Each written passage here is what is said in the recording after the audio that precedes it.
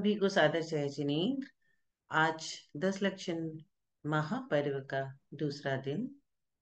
कल उत्तम क्षमा दिवस, आज उत्तम मार्दव दिवस है। लोग अपने पर्व मनाते हैं किस तरह से? खाना खा के, मिठाइयाँ खा के, व्यंजन खा करके, घूम करके। लेकिन हम जैनी लोग अपने पर्व संयम के पर्व मनाते हैं, त्याग के पर्व मनाते हैं। हम त्यागते हैं, कितनी हरी खाएंगे, एक खाएंगे, दो खाएंगे, कितने रस का त्याग करके खाना खाएंगे, एक आसन करेंगे क्या, शाम को पानी पी लेता हूँ। इस तरह से ये महापर्व है हमारे लिए। और हम सभी पर्व को मनाते हैं त्याग के साथ। ये हमारा स्टाइल है। तो चलिए हम समझते हैं मार्दव का क्या अर्थ होता है। मार्दव का मतलब होता है अभिमान, घमंड नहीं कर रहा। हम क्या करते हैं, हमें थोड़ा सा कुछ अच्छा गुण आ जाता है तो उसका हम घमंड करके बैठते हैं। कहा जाता है मद न रूप को, मद न ज्ञान को, धन बल को मद न जानो। रूप का मत कभी नहीं होना चाहिए कि मैं बहुत सुंदर हूँ। ज्ञान का मत कभी ना होना चाहिए कि मैं बहुत ज्ञानी हूँ। बल का महत्व कभी भी नहीं होना चाहिए कि मैं सूरवीर योद्धा हूँ, बाहुबली हूँ। धन का, अपनी आई चंचला लक्ष्मी का कभी भी मद नहीं होना चाहिए। ये जो सुंदरता का घमंड है, उसके लिए एक छोटा सा दृष्टव्य सुनाती हूँ मैं आपको। एक राजा थे, बहुत ही सुंदर। उनकी सुंदरता की चर्चा देवलोक में हो रही थी, स्वर्ग नगरी में, कि पृथ्वी पे कोई एक राजा है, बड़े ही सुंदर है। तो एक देवता को मन हुआ कि मैं जाके उसके रूप लावण्य को देखता हूँ। तो देवता नीचे आए, और जब नीचे उतर के आए तो देखे राजा क्या कर रहा था, अपने एक्सरसाइज रूम में एक्सरसाइज कर रहा था सुबह पहले। तो देवता ने कहा, राजा क्या सौंदर्य है तुम्हारा, देख के मेरी आंखें फटी की फटी रह गई। तो राजा ने कहा, आपने मेरी सुंदरता अभी देखी कहाँ है, अभी तो मैं एक्सरसाइज कर रहा हूँ, पसीने से भरा हूँ। कल आप मेरी राज्यसभा में आना और मेरी सुंदरता को देखना, मैं कितना सुंदर हूँ। ठीक है। दूसरे दिन इंद्र साहब पहुंच जाते हैं राज्यसभा में, राजा जी का रूप लावण्य देखने के लिए। राजा जी को देखकर कहते हैं, राजन अब वो बात नहीं रही तुम में।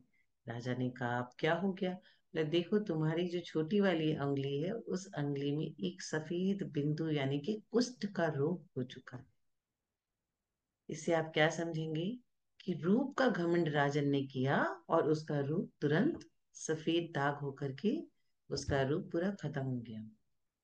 इसी तरह इंसान के पास कुछ भी हो, रूप हो, ज्ञान हो, विद्या हो, धन हो, बल हो, शक्ति हो, कभी भी इसका घमंड हमें नहीं करना चाहिए।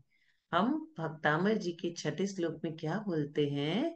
अल्पश्रुतम श्रुतवताम परिहास धाम। भगवान, मैं अल्प ज्ञानी हूँ, मैं ज्ञानी लोग के द्वारा हंसी का पात्र बनता हूँ। इस तरह से अपने ज्ञान की लघुता जाहिर करनी पड़ती है, तभी वो ज्ञान बढ़ता है, वरना नहीं बढ़ता।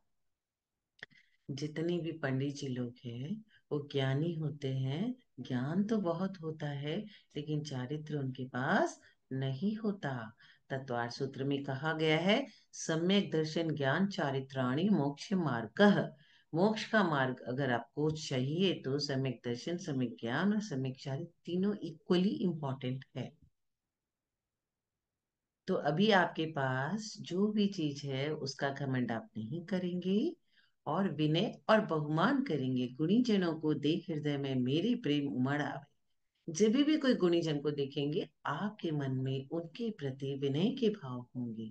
आप उनका आदर सत्कार करेंगे, काश ये गुण मेरे में भी आ जाए। लेकिन अपने अंदर में जो गुण है उसका कभी भी आप अभिमान नहीं करेंगे। चक्रवर्ती राजा 6 खंड का अधिपति होता है। जब वो अपना नाम लिखने गए कि मैं तो चक्रवर्ती बन गया हूँ, मैं अपना नाम लिख के आता हूँ, तो देखे कि ये इस शिला पे तो जगह ही नहीं है। एक चक्रवर्ती का नाम मिटा करके उन्हें अपना नाम लिखने को जगह मिली। इसीलिए कभी भी किसी चीज का घमंड नहीं करना। इसीलिए मानस्तंभ बनाया जाता है एकदम लंबा, ताकि राजा लोग ऐसे करके उनका नमस्कार करे और उनका घमंड चूर हो।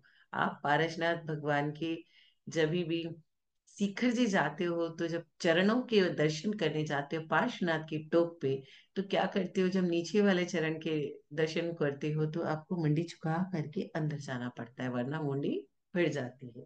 मेरी तो बहुत बार भिड़ी हुई है, आप लोग की भिड़ी है कि नहीं पता नहीं। तो वो किस लिए कि आप जब भी भगवान के मंदिर जाओ, नतमस्तक होके हेड डाउन करके अपना मान को गला करके आप अंदर जाओ।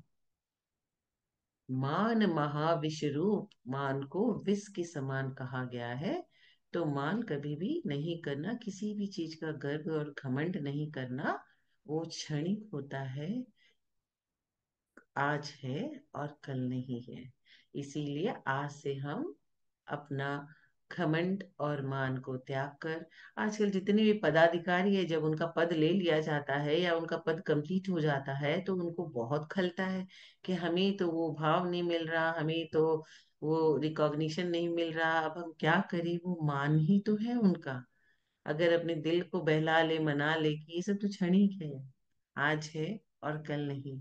इसी तरह से साधारण से साधारण चीजों में हमें ये सूक्ष्म से सूक्ष्म बातें को अप्लाई करना है।